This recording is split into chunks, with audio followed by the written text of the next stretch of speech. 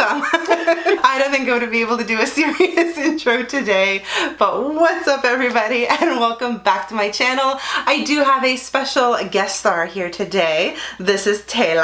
Hello. Taylor is one of my really good friends and she has the same dating struggles that I do. And we're here to talk about all of our horror stories, funny stories, and other. And if I'm looking at the corner, it's because I'm watching myself in the viewfinder and I just want to look at myself. A little bit of background about myself. I have been single for a few years now. Most of it has been by choice, but it also hasn't been for lack of trying to find a partner. It's been interesting exploring the dating scene. Most of what I do is online. Taylor, I think you're the same way. Pretty much. Yeah, it's really hard to meet somebody in person. I'm not much of a bar hopper person. I don't club anymore. I'm too old for that shit. My knees hurt. I can't twerk anymore. Not that I think I ever twerked in the first place. I think I just walk and my ass shakes. Taylor, what about you? For the most part, it's online. I've had friends set me up and it's just, we'll delve into some specifics later, but that hasn't really paid off either. I've been single for about just over a year, but it was a short-term relationship. So since the last serious long-term one, probably a couple of years as well. We have both been on some really messed up dates. Yeah. I think we've also just had generally weird experiences with guys. I feel like it's just become so much, and this FOMO thing is really big. Mm-hmm.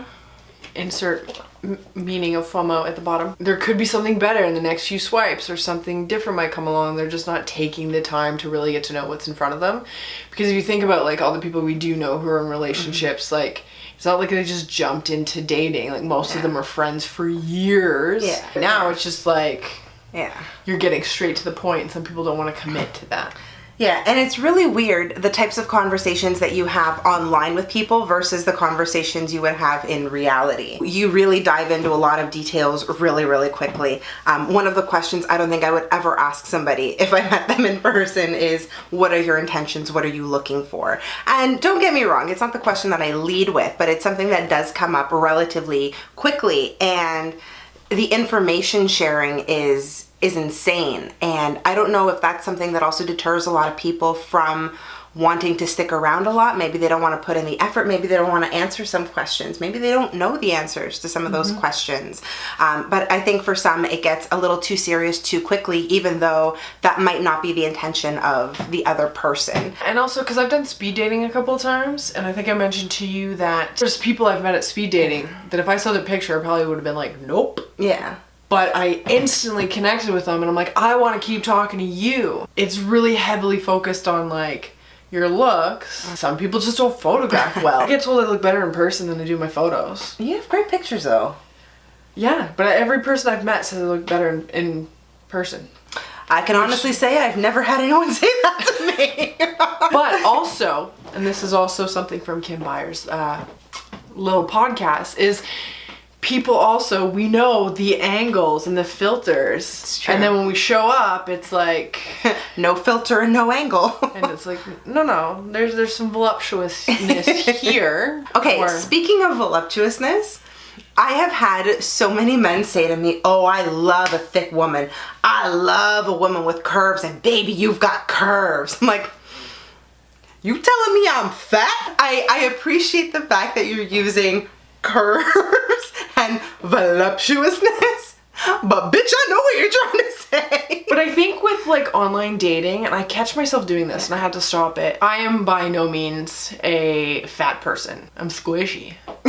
But I'm very curvy and I'm bottom heavy. I'm not an hourglass. You're pear-shaped. Yeah, I'm pear-shaped. And I try and put my full body pictures in, but I feel like I'm always trying to prepare them. Yeah. Like I say things to prep them for, oh, I'm not like tiny and I'm not this and I thought like I'm more, I hate to use this word, but I'm more like I look muscular. I was about to say butch, I don't like that. Ain't nothing wrong with being butch either. So I try and like prepare them for that when it's just like, you know what, they can see and just judge when I meet them. But I feel like I do that to myself. If you're in speed dating or if you're meeting people organically, it's kind of like they've already seen you. Yeah. Here it is. But we are so incredibly hard on ourselves, and we find all of our insecurities, everything that's wrong with us, and we end up questioning ourselves. And it's not just about physical appearance, but it's also about emotional things. And is this appropriate to do? Is this not appropriate to do? Like you can't just enjoy the moment or have fun. You're always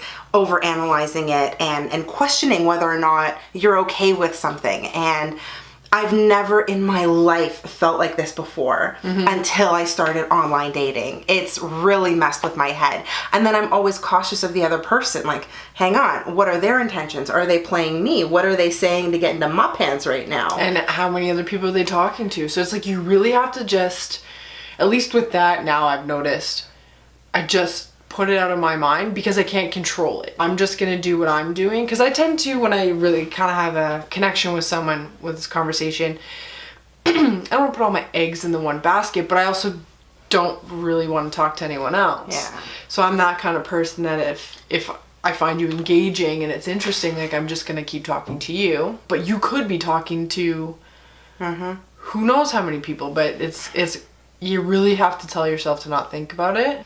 Don't put all your eggs in the one basket. But speaking of which, do you want to delve into a story right there? Always. I have met up with many a married man. Did not know they were married. I'll put that little caveat in there. But they were swiping, and either I've had the excuse open relationship, fuck that shit. Polygamous.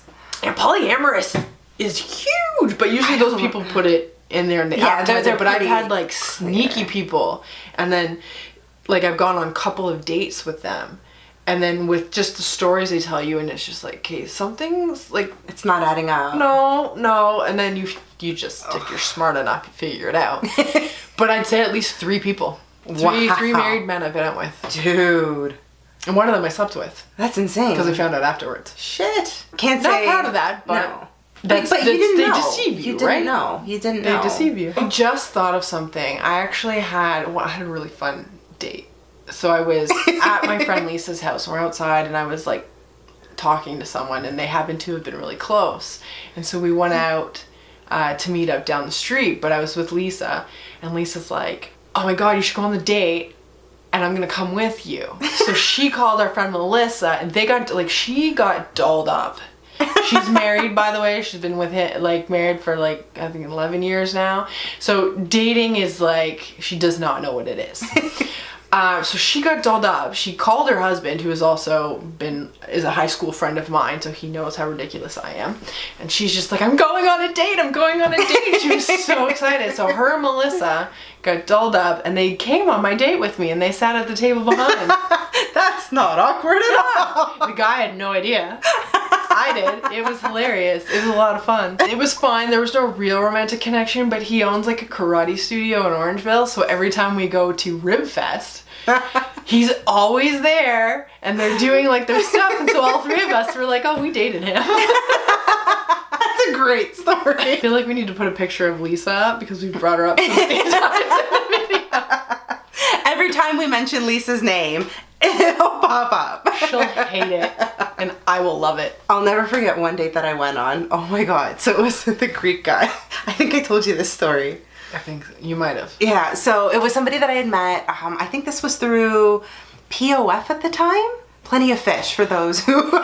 It's such who don't know. cesspool. This was years and years and years ago, and this dude, he seemed so cool. His pictures looked fine. I like what he wrote in his profile. We chatted back and forth a little bit, and we had only been talking for a couple of days, and I'm not the kind of person who wants a pen pal. I can't sit there and talk to you for weeks on end. I need to meet you and then figure out if this is a connection I want to pursue and I want to get to know you better, or if I just need to like cut the umbilical cord and move the fuck on. But this guy, I was like, you know what? There's something here. I love our back and forth right now. Let's just meet up. And it was a spur of the moment thing. So we sat down, and he starts talking, and he continues to talk.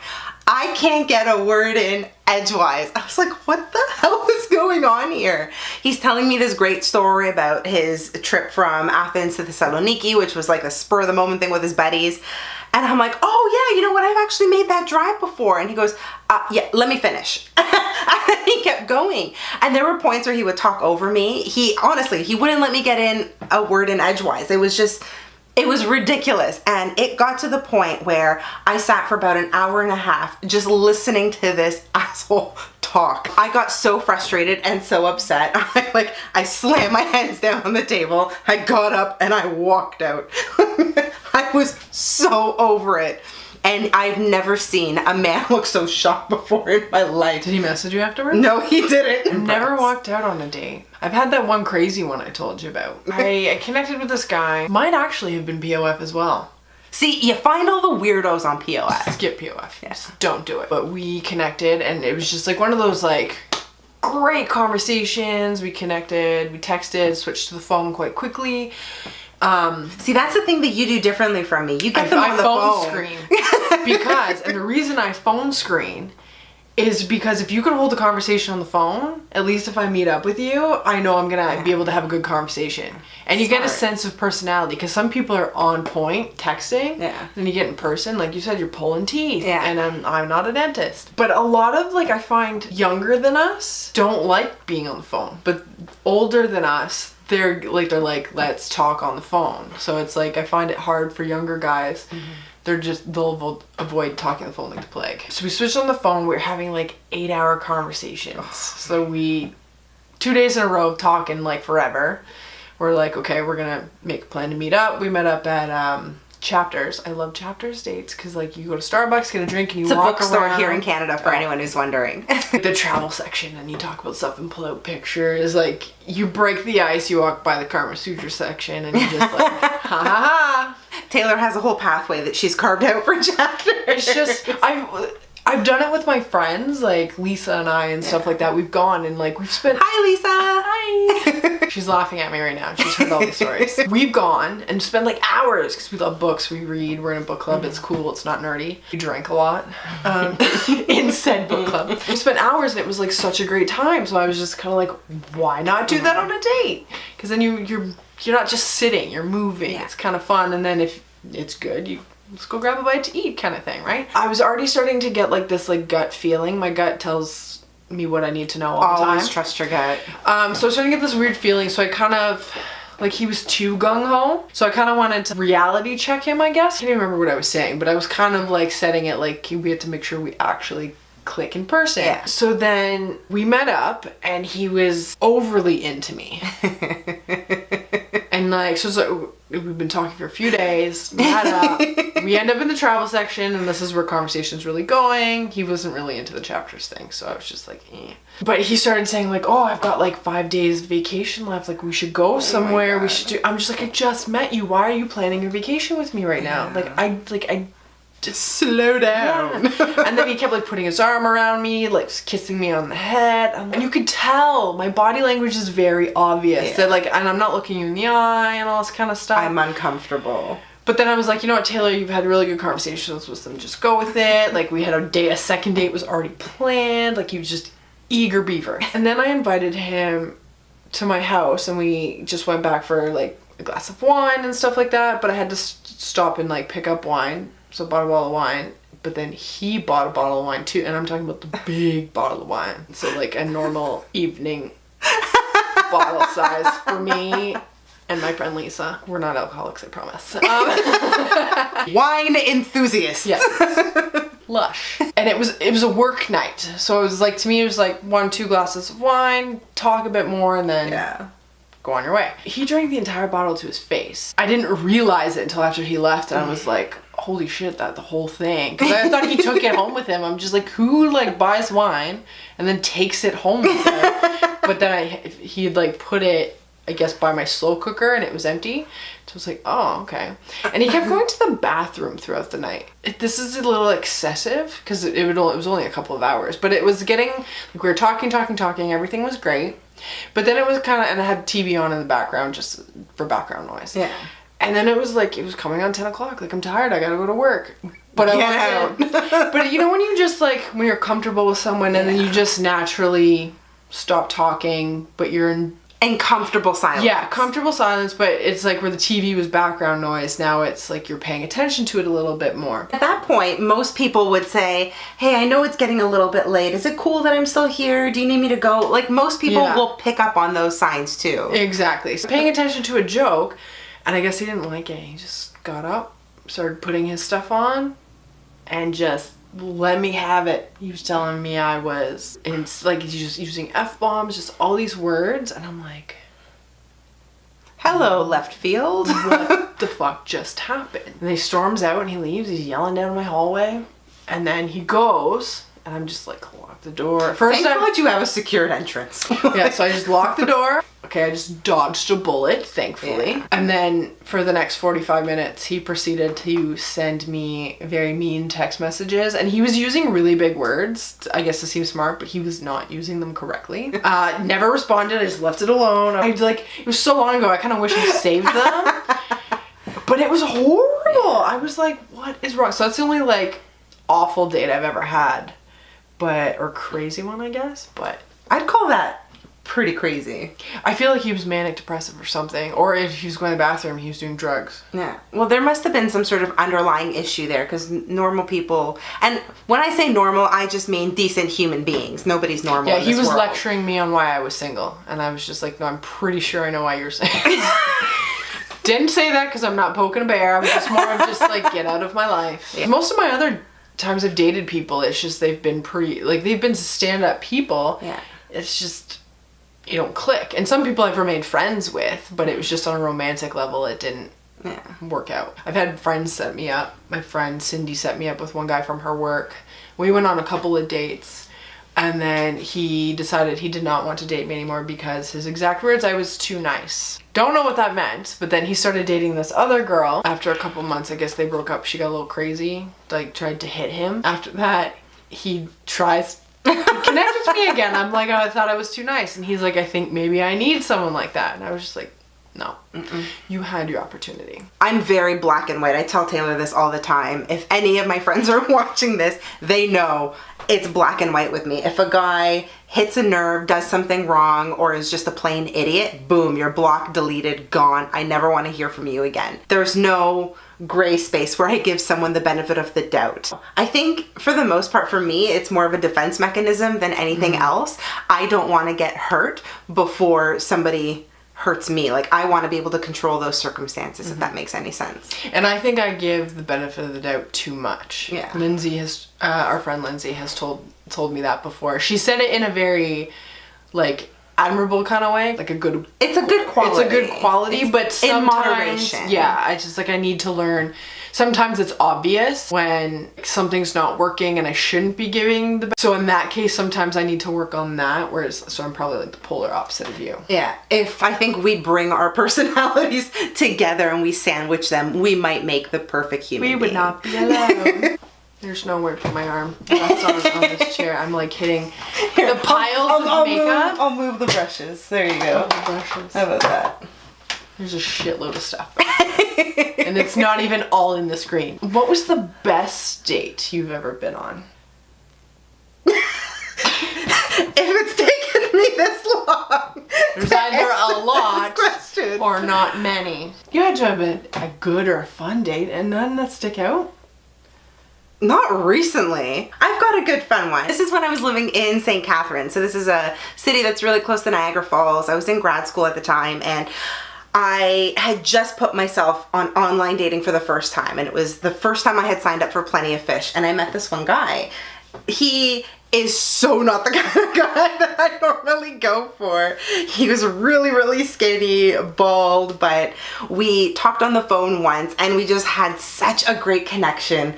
Loved it. We had great banter going back and forth on texting, and we finally decided to meet up, and it happened to be on a day where, oh my god, what was it? It was Rib Fest. Rib Fest was happening in a park that was like 5 minutes down the street from where my apartment was. So I said, why don't you come over to my place, park your car, and we'll walk down to Rib Fest. And we went, and it was such a good time. The conversation was incredible. We shared our love for barbecue and pulled pork sandwiches, cornbread. We got ribs, and he was such a messy eater. I remember him like digging into these ribs. He drips barbecue sauce onto his shirt. And I'm like, oh, you're such a big baby. And then me, being the idiot that I am, I totally went in there and like cleaned up his face. And he loved it. So much so that he just like started kissing me, and then I got barbecue sauce all over my face. But it was just one of those... And delicious kiss. Right? It was just one of those incredible moments where it just felt right. The conversation was so good. We were outdoors. We were both doing something that we loved. It was a lot of fun. Now I want cornbread. How about you? Mine was actually, so it didn't... We only went on the one date, but there was multiple reasons why it didn't lead to a second date. I met this guy at speed dating. It's the one we went to. Oh, okay, yeah. Larry. I remember him. Oh my so God. we went speed dating out in Mississauga, and the quality of men was just horrible. And one guy was... Oh my God. One guy... we were the life of speeding. Like, I think we four-way high-fived with two guys. For real. And I heard through, as the people were like switching around, that some of the other girls were like, had a checklist. What do you want in 5 years? Like this. And they were going through a survey. And we're here like, yeah, speed dating. Like, we were ridiculous. One guy was like the hottest there. Oh wait, first it would be ridiculous. This one guy who was a mortician, dressed up, but he'd clearly come from work, taken his tie off, unbuttoned his shirt, just one or two like anyone else. But when you lean forward, I can see enough down your shirt. This guy was like neck down, tattoos. And I'm like, this is really weird. Not that there's tattoos, but it was just like the combination of everything. But so Larry, gorgeous man, beautiful head of hair. We matched. He matched with me and one other girl, and I think I was second choice, but that's fine because he went out with her first. He told me. At least he was honest. Brownie points for being honest. Because it clearly didn't work for them, and he was just like, Taylor, I need to talk to you. He lived downtown Toronto, so he didn't drive, and that you kind of face that when you're downtown. We went to this Japanese restaurant he was talking about, and I was like, okay, I'm weird with trying new foods, but I was going with it. So we parked, and then we were walking around.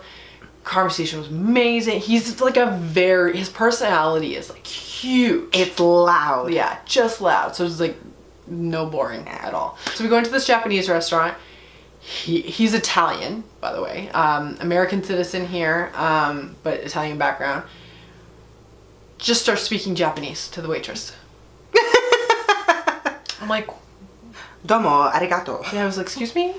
I'm like, am I here? Like, I had no idea. So I'm like, like another fascinating thing that just happened, and it's only been like 20 minutes into the date. They were full, they were all booked up, and we were like, okay, whatever. And we didn't want to wait that long, so we just walked down to this rooftop. We go up to this rooftop. He actually ordered like my drinks for me and stuff, and sometimes you're just kind of like, I can order for myself, thank you. But the way he did it, I was like, yeah, okay, all right. It was like summertime, so it was nice weather. We were on this rooftop. We were sharing appetizers and had drinks and stuff like that. We were just talking and it was just so much fun. And then we went back to his place, and before then he had remembered that I had said that I like sparkling wine, and he bought a bottle. It happened to be like the cheapest, most sugar-filled one, but he remembered and made that effort. It was really cute. The date was all night, so I went home. I did not sleep with him, just letting you know, but I stayed over. Classy. I'm classy like that. I stayed over, but we talked all night. We made a fort, because that's fun. We kissed and stuff like that, but yeah, no, I kept it classy because I feel like if you give that up too early, you're setting the tone and the expectations for everything else. So I didn't want to do that. He was aware. We watched the sunrise come up. Yeah, I think I left around 6 a.m. He walked me down to my car and everything. But like, we just kind of like kept going through the city, and then we didn't know, because he doesn't have a car, so he's never come out of the underground parking before, and so we kind of got lost, and then we were like randomly talking to people like, hey, we're lost, where do you go? But anyway, that was good, and we did talk more. We were supposed to have another date. He got sick. We kept talking, and then it just kind of naturally faded, but he didn't like talking about his work, and I deal with Canadian immigration a lot, so there were a lot of things that if he'd said to someone else, it would just gone over their head, and I was just like, you know how to play the system a little too well. To date, it is still the most fun date I have ever been on. Aww. And even though it didn't turn into anything, I'm so glad I went on it because it was amazing. And the first time we went speed dating, we've done it twice. We went downtown Toronto. Yeah.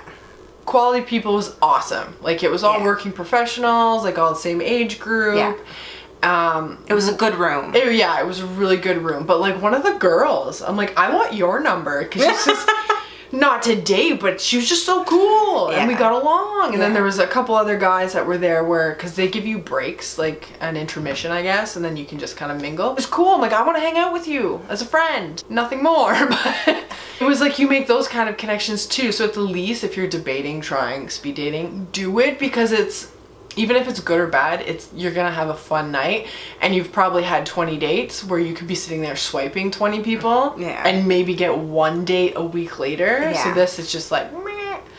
And it's a night out. And it was a nice setup. You had people in all sorts of different corners and tables, and it's the men who rotate. So if you want to wear heels, you can. I wonder if that's why they do that. Yeah, that's probably why they do it. I wouldn't want to get up and walk around. Because then they're probably also staring at your ass, which isn't necessarily a bad thing. It's okay, I'm staring at their asses too. You gotta check out the merchandise. Yeah. We're also accepting applications. If you followers in the GTA have available Greater Toronto area. Let her know, and she'll let me know. Perfect. So send us your recommendations. Taylor is a wonderful woman. She is gorgeous, beautiful personality, heart of gold, one of the most caring people you will ever meet. Shut up. And for her too, because you guys are very familiar with Dimitra. So you already know how phenomenal she is. There's not enough words to explain how amazing of a person she is. I know. Great friend. She's got your back and she'll do your makeup. Right? Thank you so much for watching, guys. I really hope you enjoyed this video. Talking about our experiences can be funny. Some of them are horrible, but this is real talk. I mean, this is what dating is like right now for both myself and Taylor. We'll be happy to perhaps do a part 2 if you guys are interested. Give this video a thumbs up if that's something that you want to see, or leave a comment down below. Ask us your questions. Even ask us your dating questions and what our thoughts might be. Tell us your dating stories. You got a really good one, or do you have a really ridiculous one, or a creepy one? Let us know. Thank you so much for watching this video, guys. I really hope you enjoyed it. Don't forget to subscribe to my channel so you don't miss any of my upcoming videos, and also connect with me on all of my social media. I am on Facebook, Instagram, Twitter, and sadly still Snapchat. You know, Kylie recently tweeted and said, Snapchat kind of sucks. I'm paraphrasing here. But they're endorsing it. Are they? Yeah. Has it been official? That, to my understanding, it was, because everyone freaking hates it. I'm back on Snapchat, ladies and gentlemen. As soon as we go back to the old format, I'm gonna snap a hell of a lot more. I hope you are all having an amazing day, no matter where you are in the world. Stay beautiful, and we'll see you in the next one. Bye, guys.